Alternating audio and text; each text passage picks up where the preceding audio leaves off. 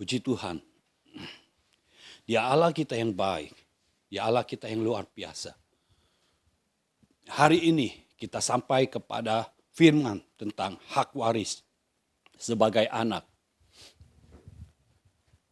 Jadi kalau roh adopsi itu ada pada kita, telah dicurahkan dalam hidup kita, dan kita menerimanya, kita memiliki roh adopsi itu, spirit of sonship, maka kita bukan lagi menjadi hamba, tetapi kita menjadi anak.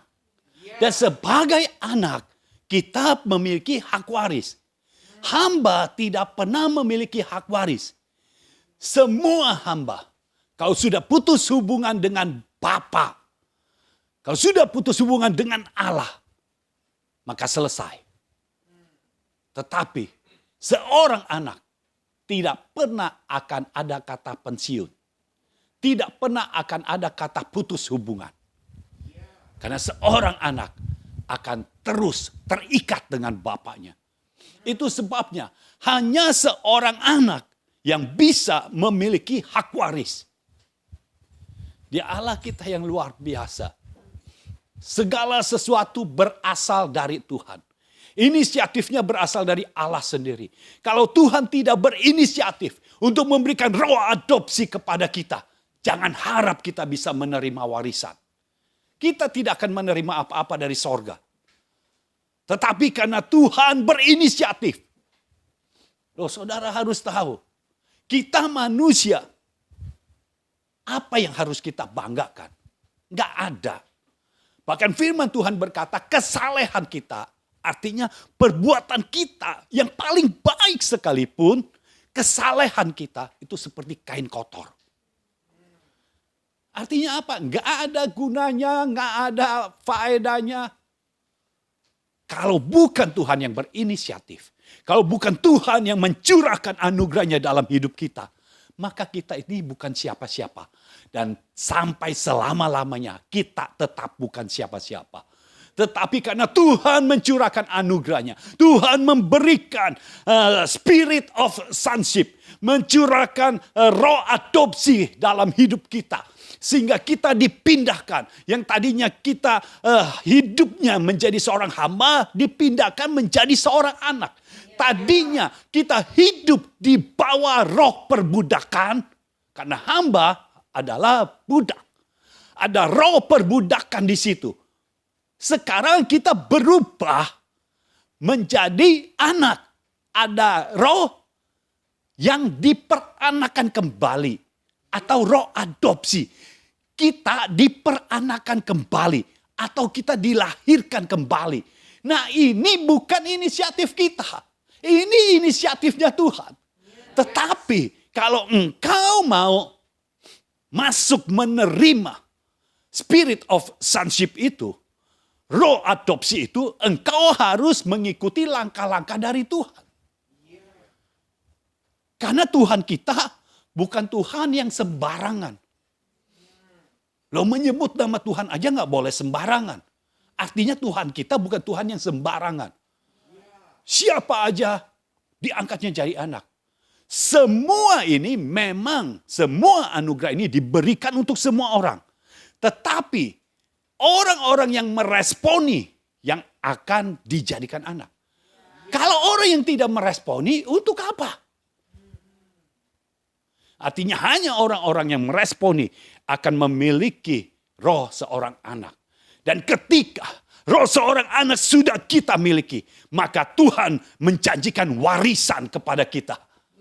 Kita mulai memiliki hak waris sebagai seorang anak. Ingat, bukan sebagai seorang hamba Tuhan.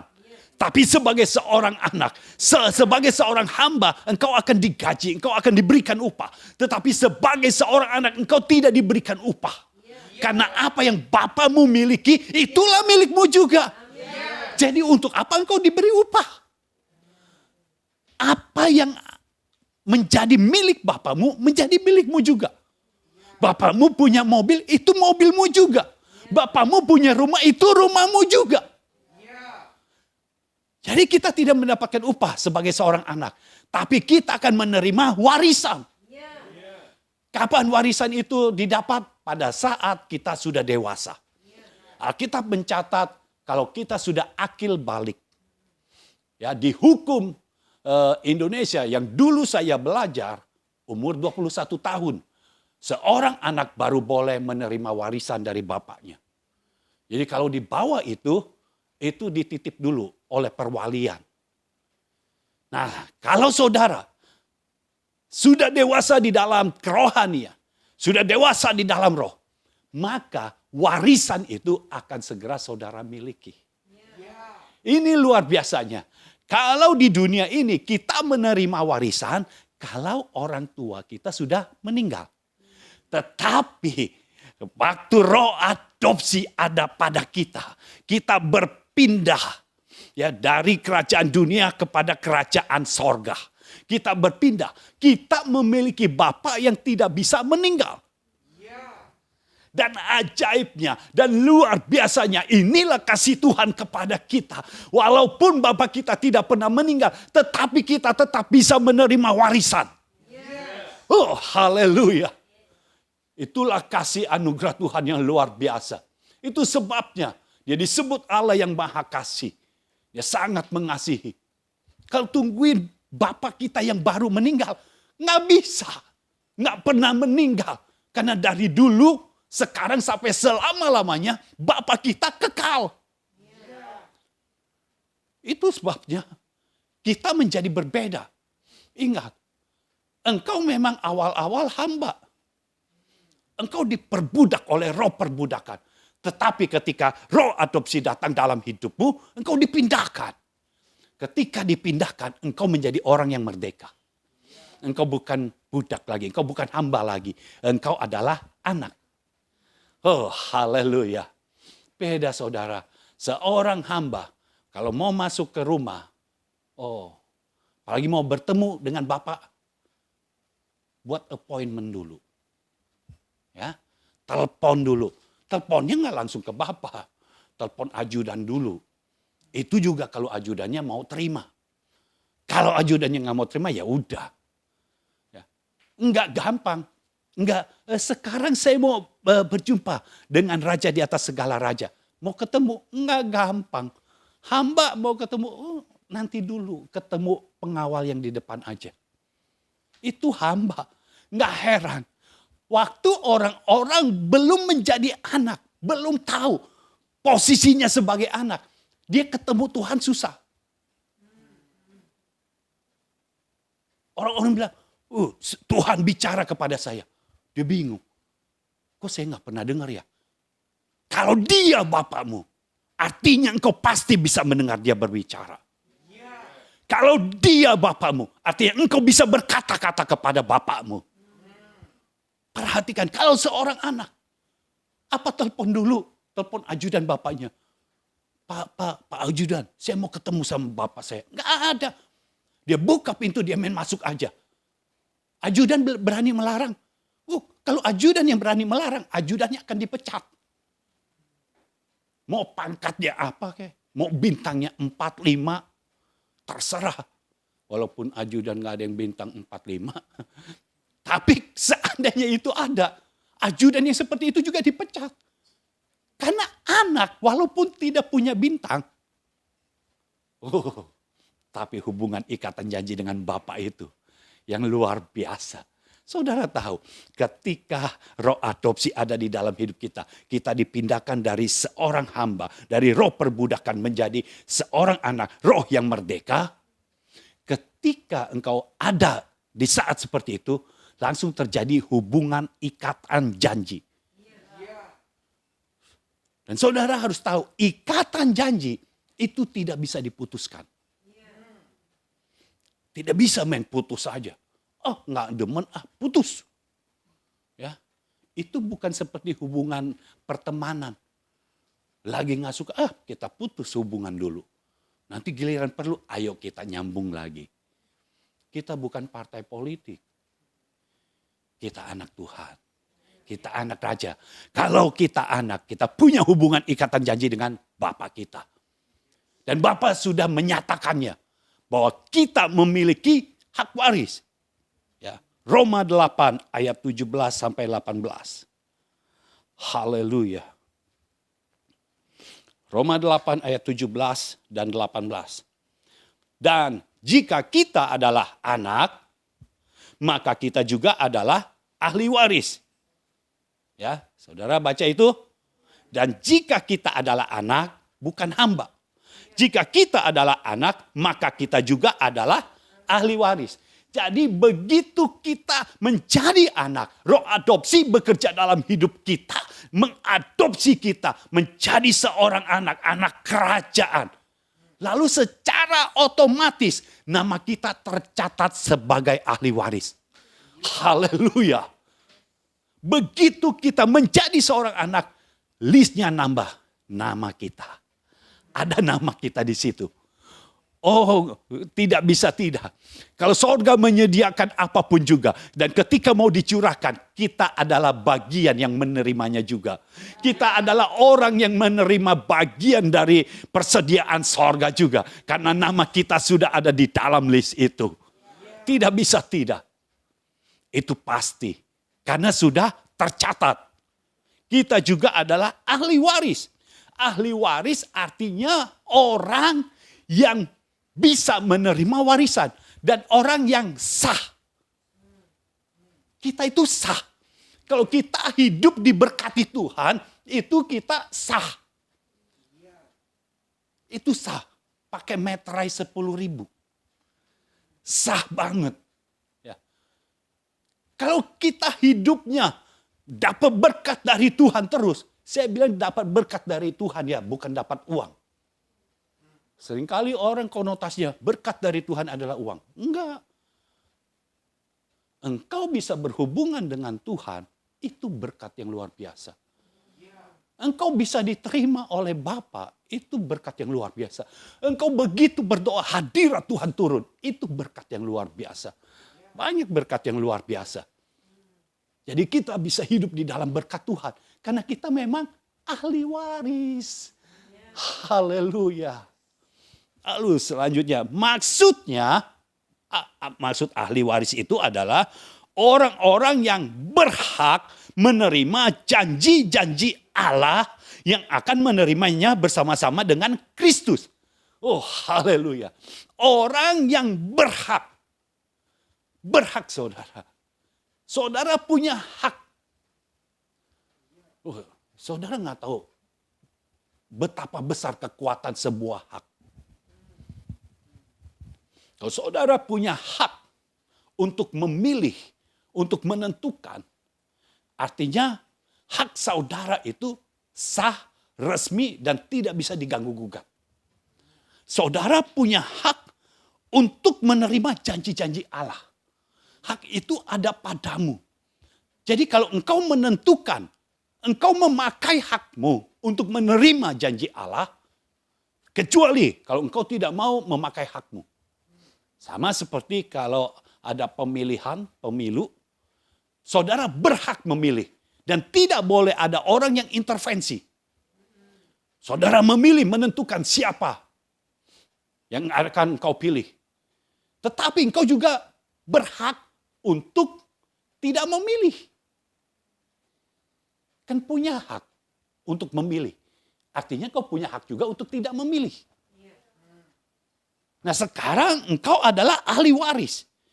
Engkau memiliki hak untuk menerima janji-janji Allah.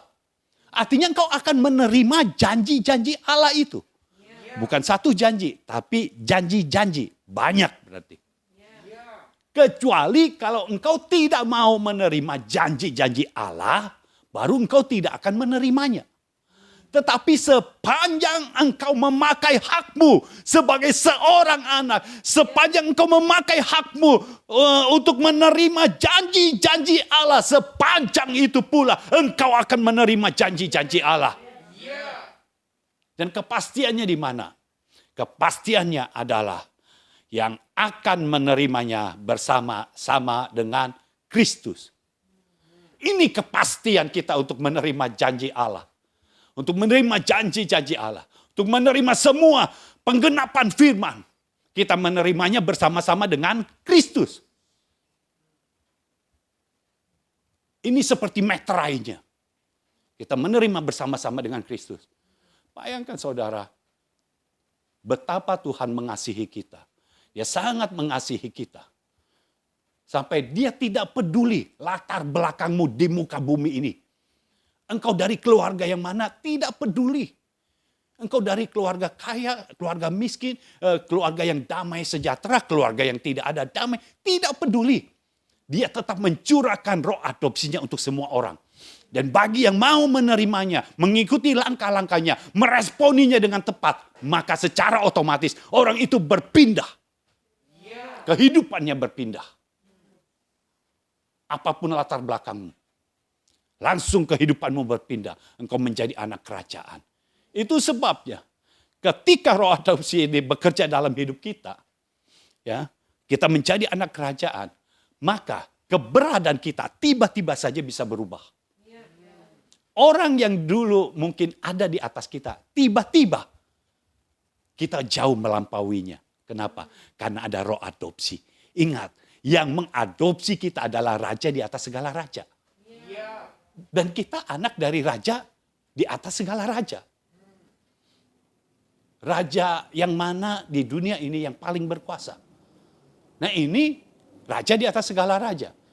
Artinya semua pemimpin di dunia ini, baik itu raja, baik itu presiden, baik itu perdana menteri, apapun yang bisa disebut, ya, semua kepala pemerintahan, semua kepala negara dari bangsa-bangsa, semua ada di bawah kendali raja di atas segala raja.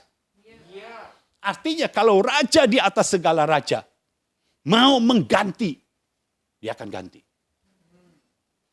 Kalau menentukan ini bangsa anggap bangkrut, akan dianggap bangkrut. Karena kekuatan raja di atas segala raja itu luar biasa. Ini makanya disebutnya raja di atas segala raja, saudara.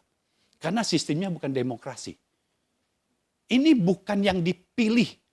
Malaikat ikut pemilu. Nanti menentukan siapa rajanya. Enggak begitu. Ini kerajaan. Rajanya jelas. Bapak kita. Tidak bisa diganggu lagi. Tidak bisa digulingkan. Yang menggulingkannya justru itu yang akan terguling. Enggak bisa digulingkan. Ini raja yang sangat kuat. Makanya dibilang raja di atas segala raja. Nah kita adalah anak dari Bapa kita yang raja di atas segala raja itu. Jadi adalah suatu kemungkinan yang tidak mustahil kalau kita tiba-tiba berada di posisi di atas yang lainnya. Kalau saudara mau melampaui semua orang, engkau harus menjadi anak dari raja di atas segala raja. Kalau engkau tidak menjadi anak dari raja di atas segala raja, jangan harap engkau bisa melampaui semuanya. Engkau tidak pernah akan bisa melampaui semuanya. Hanya kalau engkau berganti dari kerajaan dunia ini kepada kerajaan Allah, kepada kerajaan sorga, maka engkau bisa melampaui semuanya. Haleluya. Karena engkau mulai mendapat hak waris yang baru. Kau menjadi ahli warisnya. Sementara di kehidupan yang lama, saudara terima warisan. Tapi masalahnya di dunia ini, terkadang kita bisa terima warisan berupa sertifikat, benar, berupa BPKB, ada mobilnya. Tapi masalahnya kita juga bisa terima warisan berupa surat hutang. Artinya apa? Kalau saudara mendapat warisan surat hutang, saudara mesti bayarin hutang. Jadi saudara mulai kehidupan dengan minus.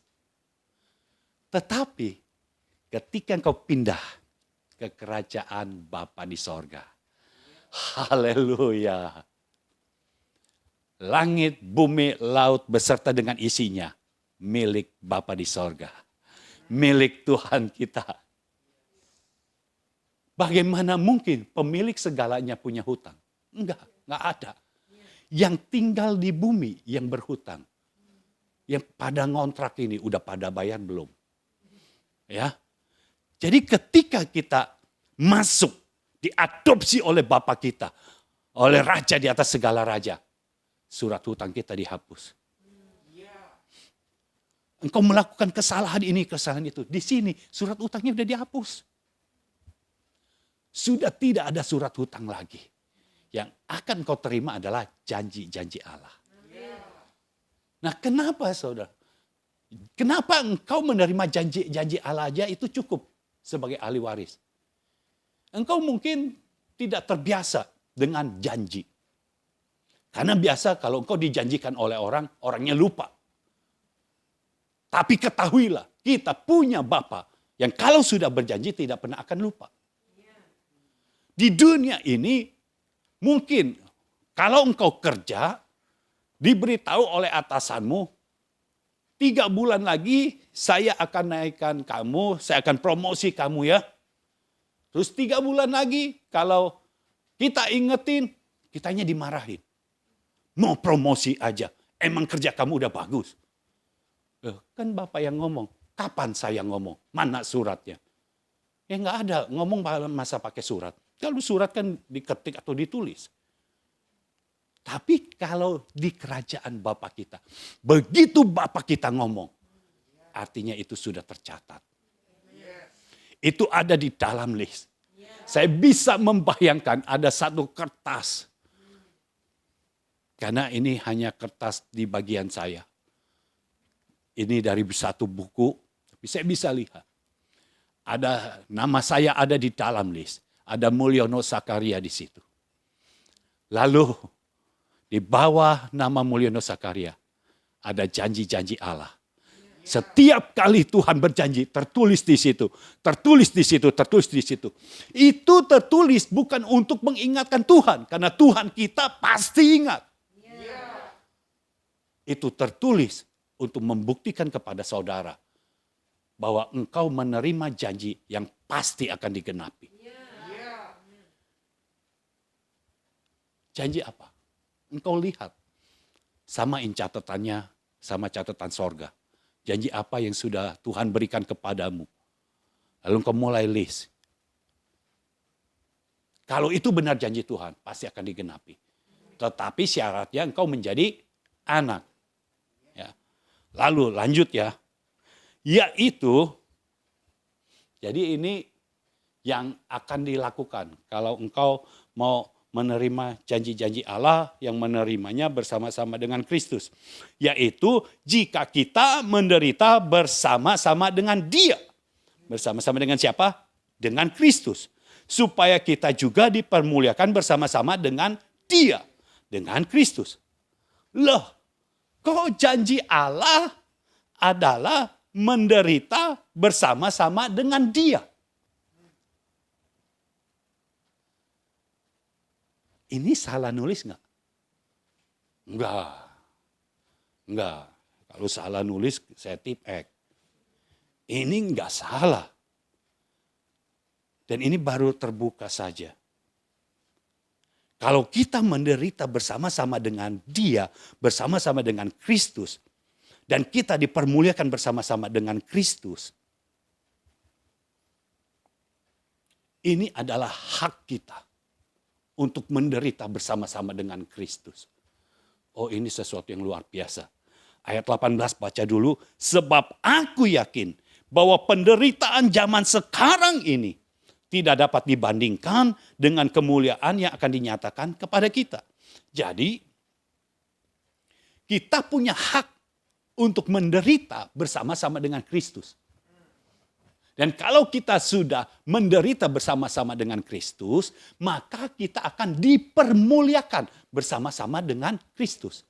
Lalu penderitaan kita sekarang ini tidak bisa dibandingkan dengan kemuliaan yang akan kita terima. Berarti ini penderitaannya enggak berat. Loh, kalau penderitaannya berat kan kayaknya worth it lah. Ya, layak kita menerima kemuliaan. Tapi ini nggak bisa dibandingkan. Artinya kemuliaannya terlalu besar, penderitaannya terlalu ringan. Sampai tidak bisa dibandingkan.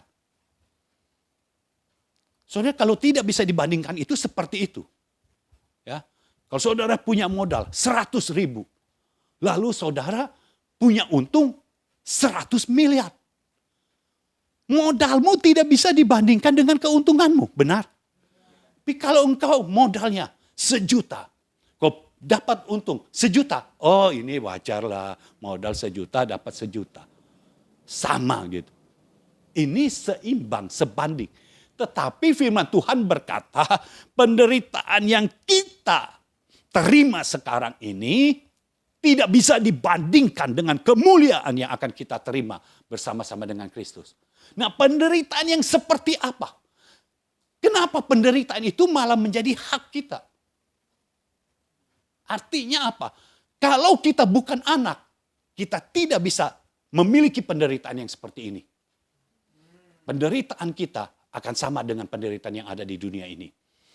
Tapi kalau kita seorang anak, kita anak dari raja di atas segala raja, maka kita memiliki penderitaan yang semacam ini. Nah, sekarang kita akan buka penderitaannya seperti apa. Sampai kita diberikan hak. Oh, haleluya. Diberikan hak. Sangat-sangat mulia, haleluya. Untuk menderita bersama-sama dengan Kristus. Matius 11 ayat 29 sampai 30.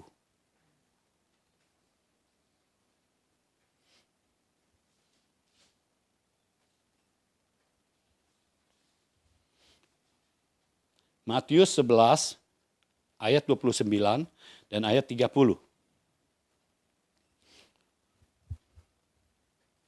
Pikulah kuk yang kupasang dan belajarlah padaku, karena aku lemah lembut dan rendah hati, dan jiwamu akan mendapat ketenangan. Sebab kuk yang kupasang itu enak dan bebanku pun ringan. Ayat 29 berkata, pikulah kuk yang kupasang. Artinya, saudara tahu kuk? Kalau kita membajak sawah, kalau di Alkitab pakainya lembu, kalau di Indonesia mungkin lebih banyak pakai kerbau atau sapi. Nah, biasanya itu pakai 2 ekor. Kalau ada 6, Elisa punya 6 lembu, artinya 2, 2, 2. Ya. Nah, kuk itu dipasang antara satu lembu dengan lembu yang lainnya. Ya, pasang seperti papan yang kuat gitu, supaya bisa disetir. Ya, itu kuk. Nah, kuk itu mesti berat. Karena kalau nggak berat, lembunya kalau kita tarik ke kanan, dia akan ke kiri. Sesuka-suka dia. Nah, itu mesti berat supaya waktu kita tarik ke kanan, dia ikut ke kanan. Seperti itu. Itu kuk. Nah, Tuhan berkata, pikulah kuk yang kupasang. Kalau kita sudah punya kuk, Tuhan tidak bisa memasang kuknya. Nangkap saudara? Kalau kita sudah punya kuk, Tuhan tidak bisa pasang kuk yang dari dia. Artinya apa? Kuk kita mesti dilepaskan dulu. Ini artinya ada pertukaran kuk.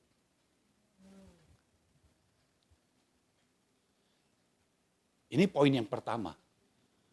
Hak kita untuk menderita bersama-sama dengan Kristus. Yang pertama adalah pertukaran kuk.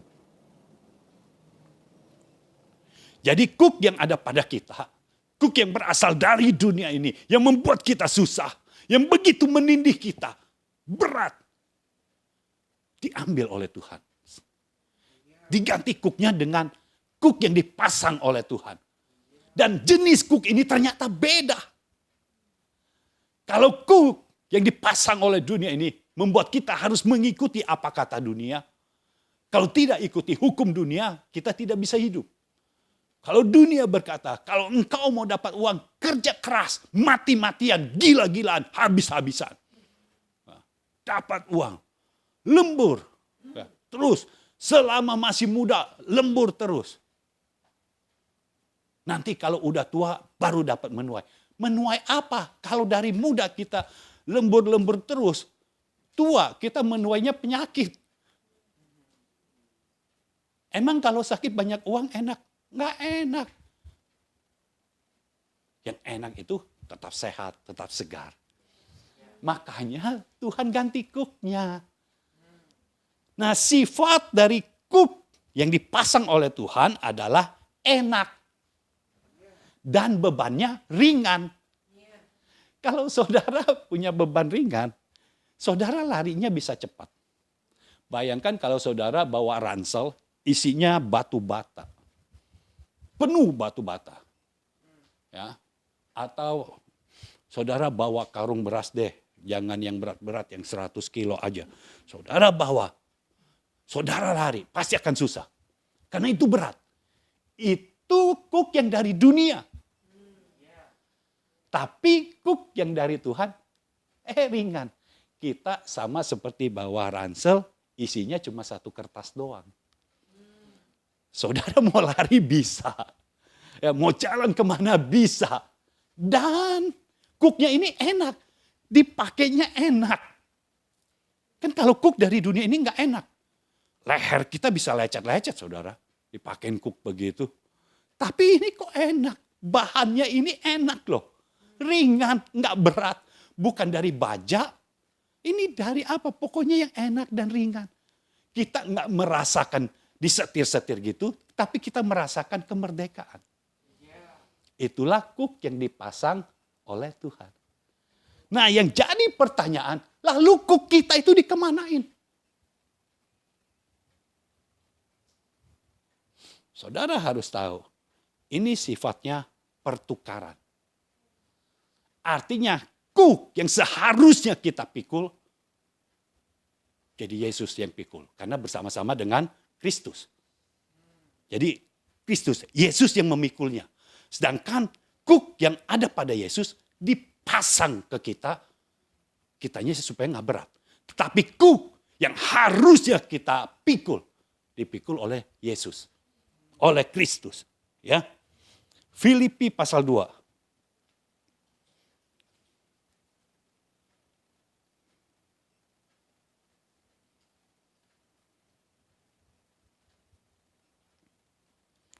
Ayat 5 sampai ayat 8.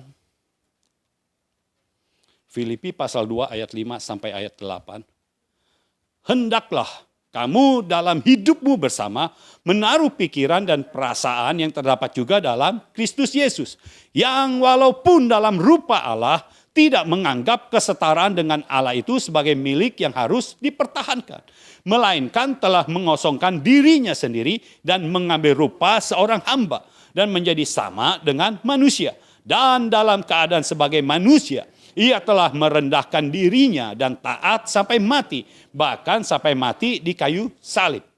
Jadi, kuk yang tadinya harusnya untuk kita diambil alih oleh Yesus.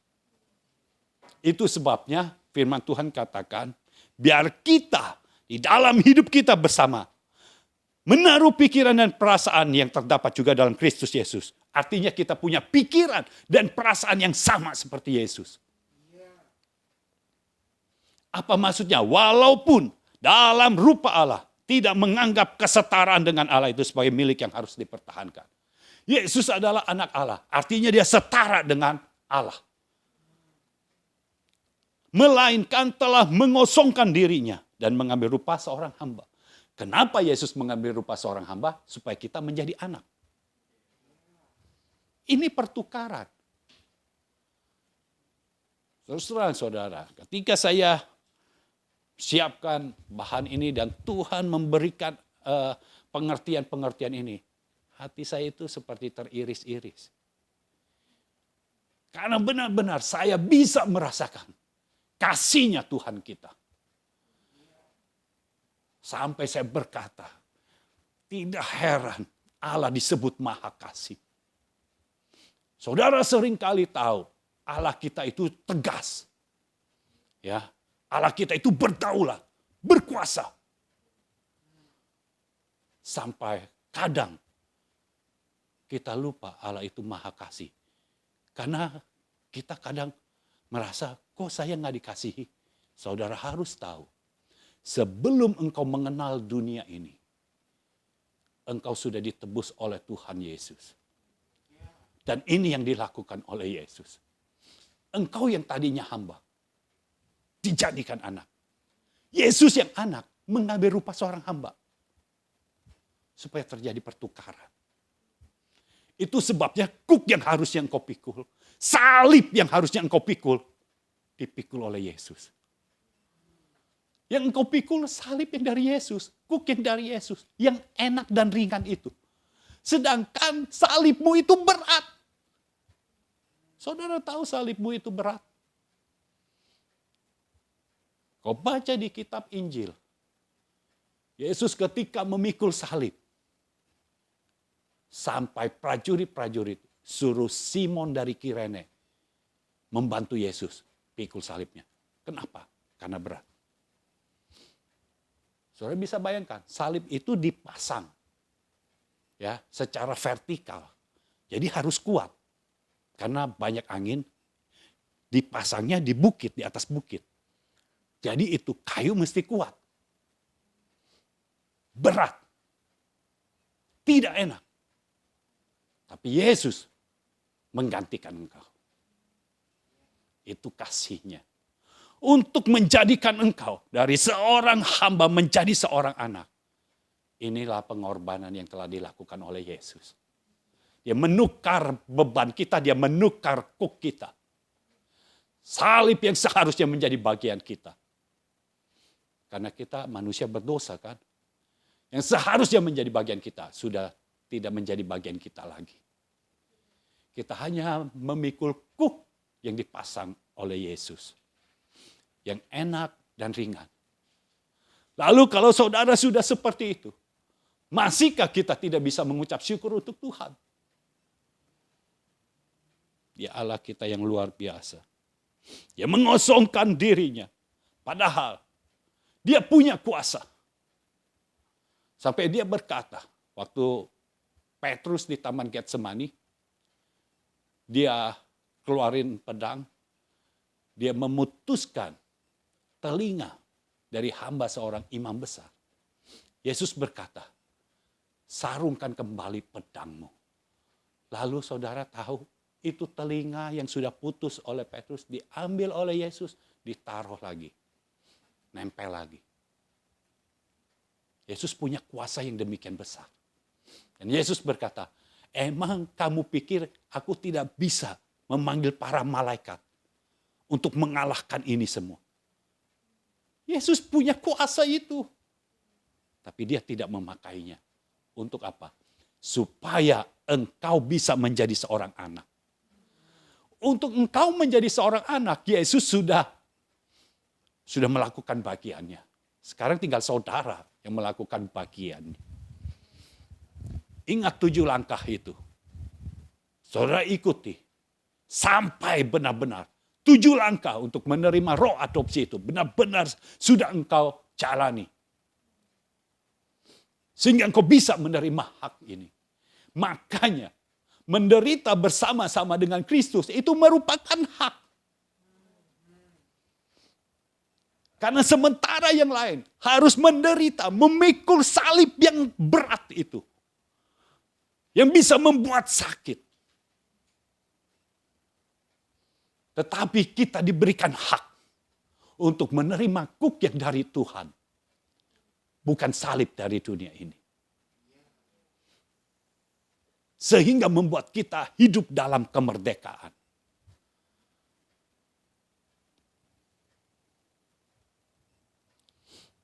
Dalam keadaannya sebagai manusia.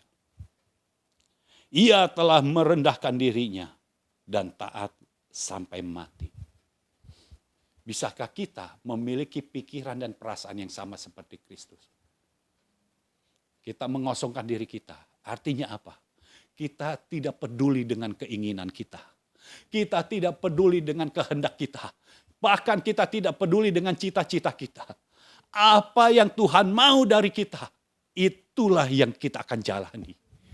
Sama seperti Yesus. Dia mengosongkan dirinya. Dia mengambil rupa seorang hamba. Dia tidak menganggap kesetaraan dengan Allah itu sebagai milik yang harus dipertahankan. Sedangkan saudara, berapa kali kalau saudara sepertinya mendapatkan sesuatu yang tidak enak, engkau berkata kepada Tuhan, Tuhan di mana keadilan? Orang-orang diberkati saya tidak. Engkau mencurigai Tuhan. Padahal kuk yang diberikan oleh Tuhan itu enak dan bebannya ringan. Artinya kalau engkau punya pikiran yang sama seperti Yesus, engkau tidak pernah akan berpikir bahwa itu beban yang berat. Itu pasti beban yang ringan. Kalau ada sesuatu yang tidak enak, itu masih ringan. Jauh lebih berat salib yang dipikul oleh Yesus. Itu jauh lebih ringan. Jadi jangan komplain kepada Tuhan. Tetapi justru kita harus belajar mengosongkan diri.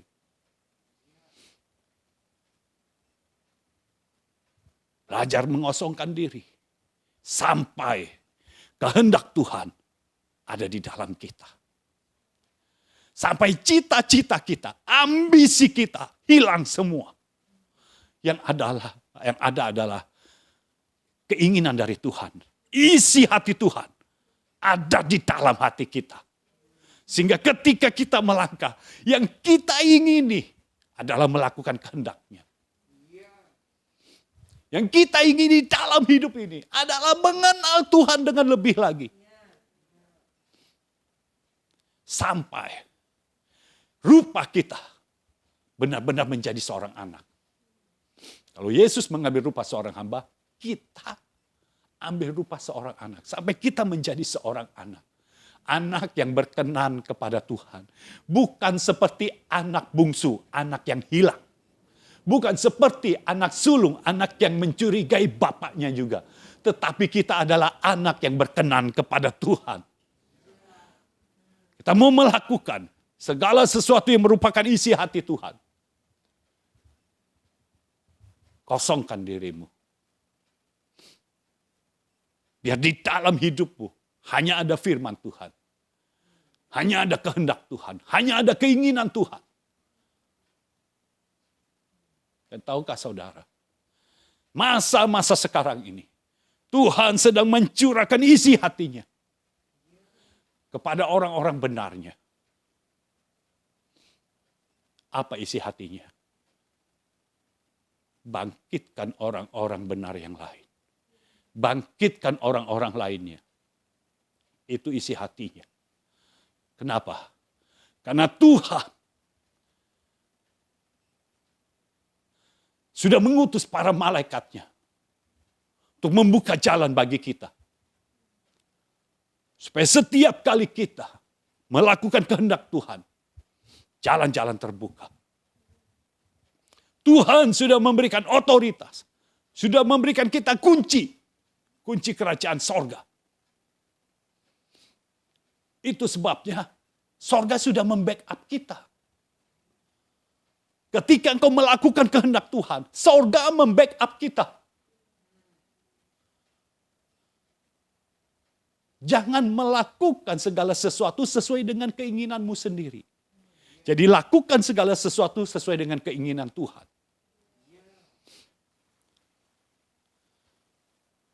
Apapun yang Tuhan mau. Bagi kita enak ataupun tidak enak, tetap kita lakukan. Tuhan tahu yang terbaik untuk anak-anaknya. Kita yang terkadang tidak tahu apa yang terbaik untuk kita berikan kepada Tuhan. Ini saatnya sang anak harus tahu yang terbaik untuk diberikan kepada bapaknya. Jangan hanya tahu bapak yang memberikan yang terbaik untuk anak-anaknya. Kosongkan dirimu. Tuhan, saya mau punya cita-cita jadi orang kaya. Kosongkan dirimu. Biar cita-cita dari Tuhan yang ada dalam hatimu. Ya, masa depanmu itu ada di dalam tangan Tuhan. Bukan ada di dalam tanganmu sendiri. Tuhan, kalau saya tidak punya uang, saya nggak bisa melakukan apa-apa. Siapa bilang? Bapa kita ada di dalam kekekalan. Dan setiap kali menciptakan segala sesuatu tanpa uang. Semua terjadi. Artinya engkau harus setting pikiranmu. Engkau harus setting perasaanmu.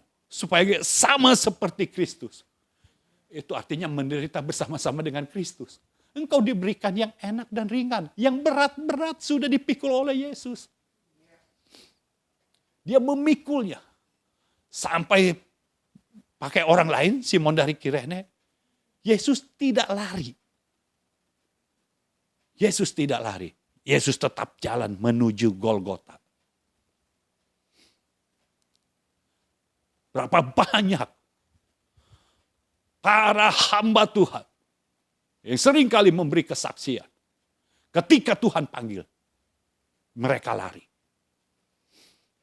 Sama seperti Petrus dan teman-temannya yang lain. Ketika Yesus dibawa untuk disalibkan, semua lari.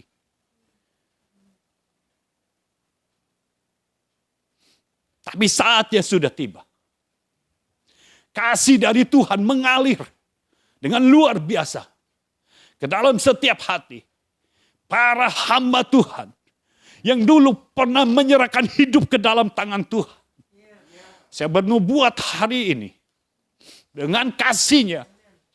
Tuhan sendiri yang akan menjamah setiap para hamba Tuhan yang pernah menyerahkan hidup ke dalam tangan Tuhan. Dan sekarang mulai mundur dari Tuhan. Di dalam kasih, di dalam anugerahnya. Inilah kemahakasihan dari Tuhan. Dia akan menjamah engkau para hamba Tuhan. Orang-orang yang pernah melayani. Baik di pedalaman, baik di kota-kota. Engkau yang pernah melayani Tuhan. Engkau yang pernah menyerahkan hidup ke dalam tangan Tuhan. Sekali lagi Tuhan memberikan kasih-Nya ke dalam hidupmu. Tuhan memberikan kesempatan kepadamu untuk menyerahkan hidup sekali lagi ke dalam tangan-Nya. Dan Tuhan akan menyatakan kasih-Nya kepadamu. Dia akan menukar segala bebanmu. Dia akan memberikan engkau kuk yang enak dan bebannya ringan. Dan kukmu, salibmu yang berat, bebanmu yang berat akan dipikul oleh Yesus Kristus. Dan dia akan melakukannya. Dia akan taat melakukannya. Dan dia sudah membuktikan dia taat melakukannya. Sampai dia memikulnya ke Bukit Golgota. Dia digantung di kayu salib di Bukit Golgota. Itu tanda kasih-Nya kepadamu. Sekarang ketika kau menyerahkan hidup ke dalam tangan Tuhan kembali, maka kosongkanlah dirimu. Ikuti pikiran dan perasaan yang sama seperti Kristus. Setting pikiranmu menjadi sama seperti Kristus. Setting perasaanmu menjadi sama seperti Kristus. Kosongkan dirimu. Jangan engkau menganggap dirimu memiliki segalanya untuk dipertahankan. Segala milikmu tidak perlu dipertahankan. Supaya apa yang menjadi milik Allah bisa diberikan kepadamu. Tuhan sedang bergerak saat ini di dalam kasih-Nya. Biar kasih Tuhan melingkupi engkau. Di dalam nama Yesus terjadilah atas suku-suku bangsa, atas daerah-daerah, atas pedalaman-pedalaman, atas kota-kota. Terjadilah saat ini. Biar kasih dari Tuhan mengalir di seluruh Indonesia, mengalir di seluruh dunia, menjamah setiap orang yang meresponi, setiap hamba Tuhan yang pernah hidup di dalam Tuhan, yang meresponi dengan baik, menjamah di dalam nama Yesus.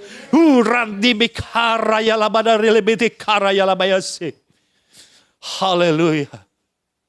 Kami mengucap syukur untuk kasih-Mu Tuhan. Kami mengucap syukur Tuhan. Kalau kami diberi hak untuk menderita bersama-sama dengan Engkau. Sehingga terjadi pertukaran. Salib yang berat yang harusnya kami pikul. Telah Engkau pikul. Dan kuk yang ringan itu. Yang Kau pasangkan dalam hidup kami. Terima kasih Tuhan. Oh, haleluya. Sejenak berdoa, ucapkan syukur kepada Tuhan.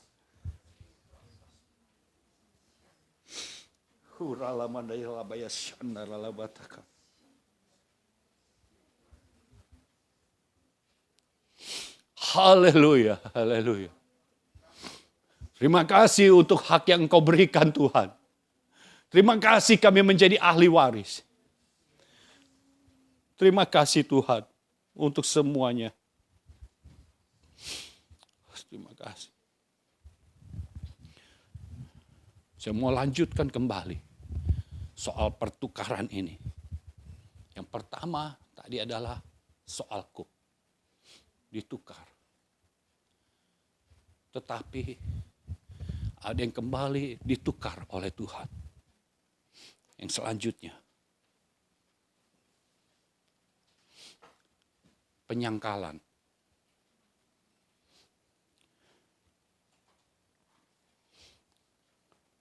Matius 26.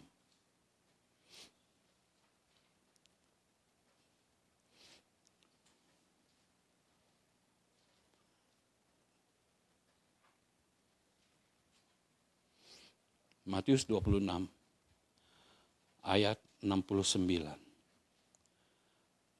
Sampai ayat 70 saja kita baca.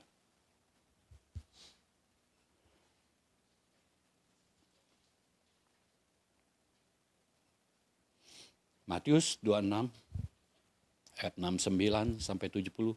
Sementara itu Petrus duduk di luar halaman. Maka datanglah seorang hamba perempuan kepadanya, katanya, "Engkau juga selalu bersama-sama dengan Yesus orang Galilea itu." Tetapi ia menyangkalnya di depan semua orang, katanya, "Aku tidak tahu apa yang engkau maksud." Yesus disangkal. Penyangkalan yang dilakukan oleh Petrus. Tapi penyangkalan ini seringkali kita lakukan juga. Seringkali kita menyangkal bahwa kita adalah seharusnya menjadi anak yang tidak memikirkan keinginan kita. Tetapi seringkali kita sangkal. Seringkali kita melakukan segala sesuatu sesuai dengan keinginan kita. Bukan keinginan Tuhan. Seringkali kita merasa capek karena apa yang kita lakukan. Bukan karena kita melakukan apa yang Tuhan mau. Itu penyangkalan. Tetapi dengar ini. Tuhan mengubahnya. Tuhan menggantinya. Dalam Matius 11 ayat yang ke-27.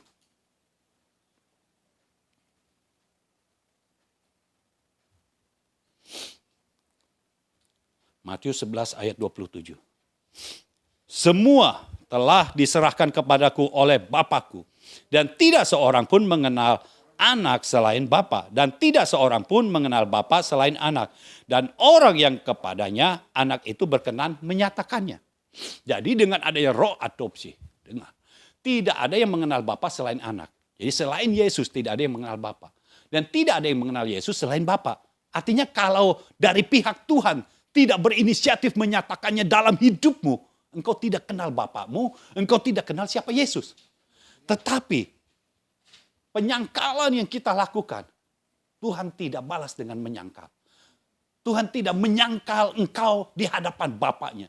Kalau engkau menerima roh adopsi, engkau diperanakan kembali. Firman Tuhan berkata, semua telah diserahkan kepadaku oleh Bapakku, dan tidak seorang pun mengenal anak selain Bapa, dan tidak seorang pun mengenal Bapa selain anak, dan orang yang kepadanya anak itu berkenan menyatakannya. Apakah kita mengenal Bapa kita? Kita kenal. Apakah kita mengenal Yesus kita? Kita kenal. Artinya sudah dinyatakan. Yang tadinya kita menyangkal, penyangkalan kita dibalas oleh Tuhan dengan perkenanan. Oh, terlalu jauh bedanya. Penyangkalan yang kita lakukan, yang seperti Petrus lakukan,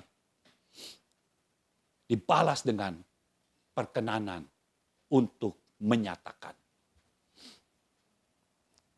Yesus menyatakan engkau kepada Bapa, memperkenalkan. Ini yang sudah menerima roh adopsi. Dia berhak menerima janji-janji Bapa. Dia berhak menerima janji-janji Allah. Inilah waktunya. Tuhan mau bekerja di dalam kehidupan kita. Izinkan sekali lagi dia menjamah hidupmu. Men-setting ulang keberadaanmu. Merestart ulang kehidupanmu. Restart pikiranmu, restart perasaanmu. Sampai engkau memiliki pikiran dan perasaan yang sama di dalam Yesus Kristus. Haleluya. Mari bangkit berdiri. Haleluya.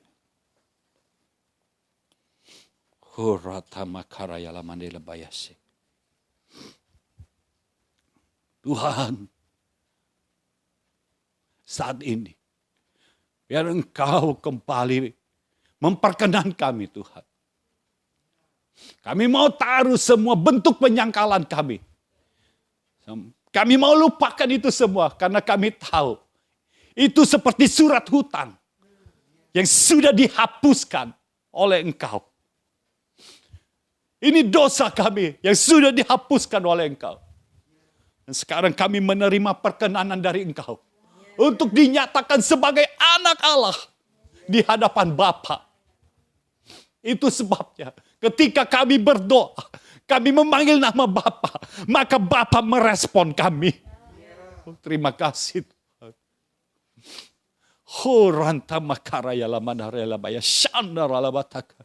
Biar isi hatimu ditanamkan kuat-kuat di dalam kami Tuhan. Dan Engkau terus bekerja Tuhan. Menyatakan segalanya dalam hidup kami sesuai yang Engkau mau. Terima kasih Tuhan. Bekerja lebih lanjut sampai kami memiliki pikiran dan perasaan yang sama dengan Yesus Kristus. Beracara lebih lanjut Tuhan di dalam nama Yesus. Kami berdoa dan mengucapkan syukur. Amin. Amin. Haleluya. Saudara, saya mau mengumumkan satu hal. Program crossover sudah berganti seri. Sekarang menemukan jati diri. Saya berharap melalui program ini saudara menemukan jati dirimu di dalam Tuhan. Saudara bisa lihat tayangannya di channel YouTube Mulyono Zakaria. Premiernya itu tiap hari Selasa jam 7 malam. Ya. Nah, Selasa ini tanggal 8 September. Ini seri menemukan jati diri sudah yang kedua, episode yang kedua. Jadi saya bahas tentang temperamen-temperamen terlebih dahulu yang berasal dari keturunan kita yang lama. Tetapi selanjutnya saudara akan tahu dengan keturunan kita yang baru. Tuhan bisa mengubah segala sesuatu menjadi lebih indah. Biar kita bersama-sama melihat tayangannya nanti di hari Selasa. Biar ada perubahan yang besar di bumi Indonesia ini. Siapapun engkau, share itu ke banyak tempat, share itu ke banyak orang. Supaya kasih dari Tuhan menjamah ke seluruh Indonesia. Tuhan memberkati.